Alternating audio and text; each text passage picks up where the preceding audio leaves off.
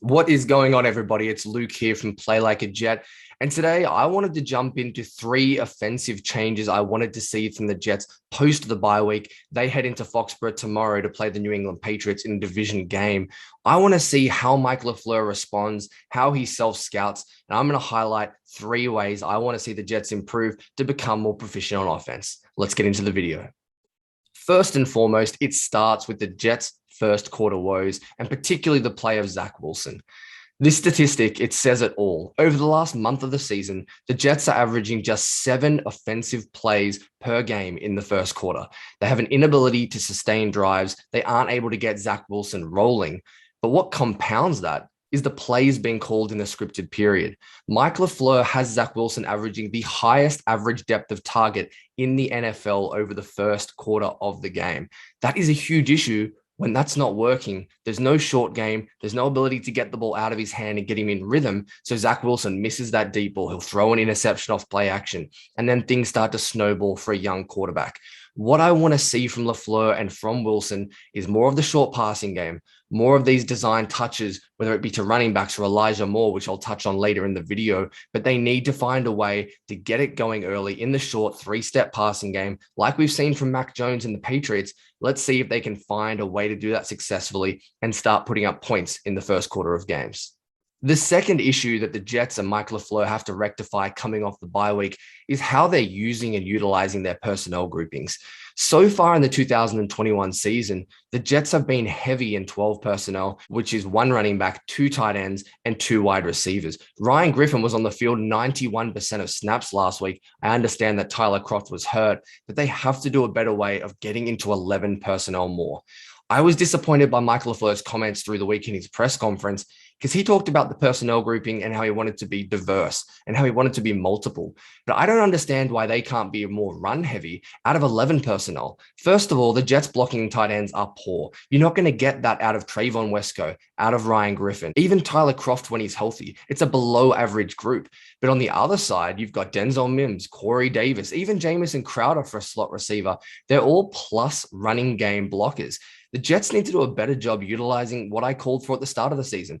11 personnel in this almost Rams look. You can still get under center, feature the heavy play action, condensed splits, everything the Jets like to do. You can do that out of 11 personnel. But the benefit will be you've also got better pass catches, more athleticism, and you can be more multiple with what you're trying to do. So I understand wanting to use different packages and not be put into a box, but I think it's important LaFleur understands that he can be more diverse and even more multiple, featuring more 11 personnel. That's what I'm looking for from the Jets this week. And the final improvement I want to see, guys, it revolves around Elijah Moore. The New York Jets were happy to take him at the back half of the first round if they didn't trade up for Elijah Vera Tucker.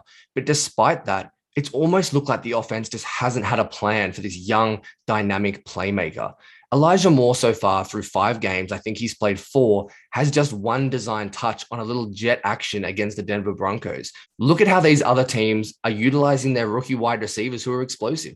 Rondale Moore in Arizona, so many screens. I know that's Cliff Kingsbury's offense, but you just see a ton of design touches. Even what you've seen from Kadarius Toney with the Giants.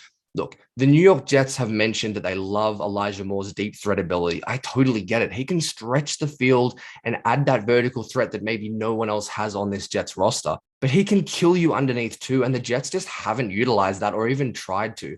Throw him a screen, put him in the backfield. Mike LaFleur mentioned it the other day in his press conference that there are comparisons between he and Deebo Samuel, but he kept talking about the size difference. I understand you don't want Elijah Moore running between the tackles. You don't want him on inside zone runs, but you can still utilize him on some of these Texas and angle routes, a table route. There are ways to create favorable matchups using Elijah Moore as a chess piece. So 3 things about Elijah Moore, I'll recap them now. I want to see him put in motion more, give him free releases, especially against the Patriots, who are going to throw a ton of man coverage funneling to the inside.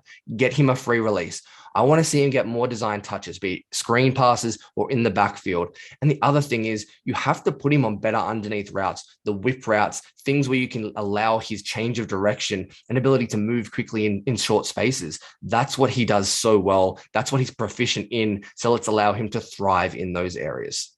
So coming out of the bye week, guys, they are the three things I'm looking from Mike LaFleur, Zach Wilson, and the Jets offense.